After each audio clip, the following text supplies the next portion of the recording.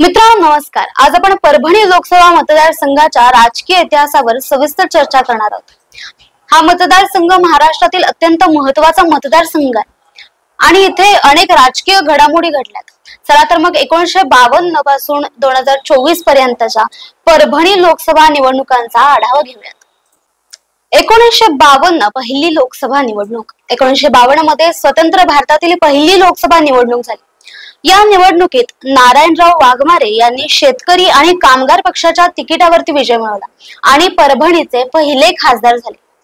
त्यानंतर 1957 मध्ये दुसरी लोकसभा निवडणूक झाली। 1957 मध्ये परभणी मतदारसंघातून 2 खासदार निवडले गेले।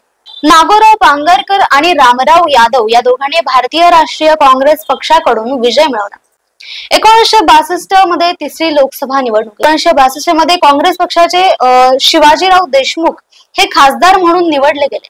1967 आणि 1971 मध्ये काँग्रेसचं वर्चस्व राहिलं।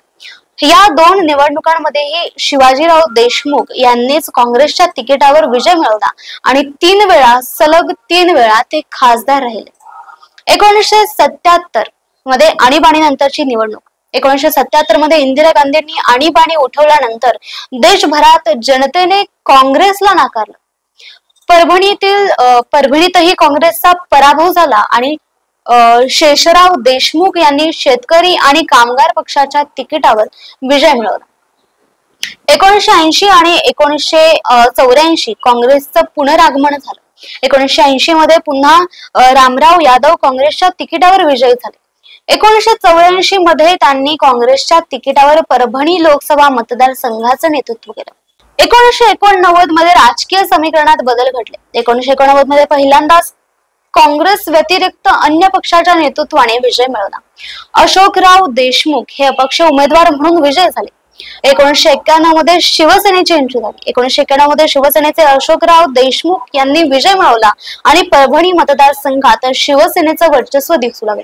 1996 आणि 1999 शिवसेनेचा प्रभाव वाढला। 1996 मध्ये सुरेश जाधव यांनी शिवसेनेच्या तिकिटावरती विजय मिळवला। 1998 मध्ये मात्र काँग्रेसचे सुरेश वारपुडकर यांनी विजयी होत काँग्रेसचे पुनरागमन घडवले। मात्र 1999 मध्ये पुन्हा सुरेश जाधव शिवसेनेच्या तिकिटावर खासदार झाले। 2004 ते 2009 शिवसेनेचा प्रभाव कायम राहिला। 2004 मध्ये तुकाराम रेंगे पाटील शिवसेनेच्या तिकिटावरती विजयी झाले। 2009 मध्ये हे गणेशराव दुधगावकर यांनी शिवसेनेच्या तिकिटावरती विजय मिळवला।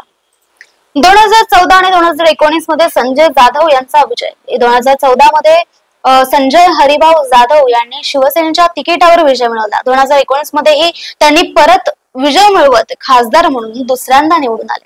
2024 मध्ये शिवसेना उद्धव बाळासाहेब ठाकरे गटाचा विजय झाला। 2024च्या लोकसभा निवडणुकीत संजय जाधव हे शिवसेना उद्धव बाळासाहेब ठाकरे गटाकडून निवडणूक लढवली आणि मोठ्या मताधिक्याने त्यांनी विजय मिळवला। मित्रांनो, हा परभणी लोकसभा मतदारसंघाचा इतिहास पाहिला तर 1952 पासून 1971 पर्यंत भारतीय राष्ट्रीय काँग्रेसचं वर्चस्व होतं।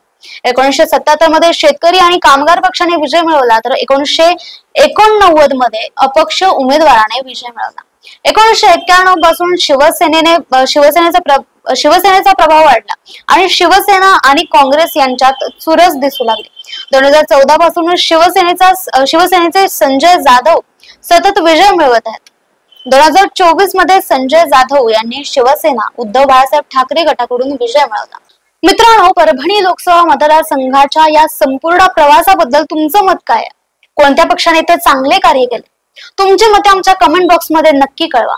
हा व्हिडिओ तुम्हाला आवडला असेल तर तो लाईक आणि शेअर जरूर करा आणि आमच्या चॅनलला सबस्क्राईब करायला विसरू नका। पुन्हा भेटू अशाच राजकीय माहितीसह। धन्यवाद।